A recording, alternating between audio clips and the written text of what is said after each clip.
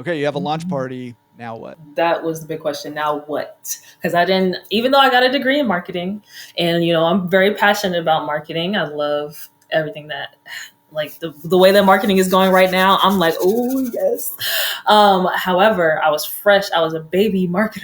Still am a baby marketer. I'm like a toddler now, but I was a baby marketer. So I'm like, okay, since I set up my business page, they're giving me like $500 in credits. And also Yelp is giving me what, $100, $300 in credits or whatever.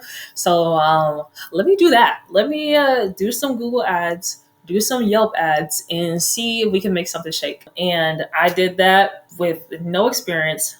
I don't recommend that to many people. If I were to do it again, and I will be doing this again because later you'll find out that I made a lot of mistakes. But not hiring an expert or a specialist in the digital ad space, that was like kind of my downfall. But I use those Google ads, I use those Yelp ads, got some customers from them, not too many. I got like a really bad customer too from my Google ads, but I had to roll with the punches to get that money up.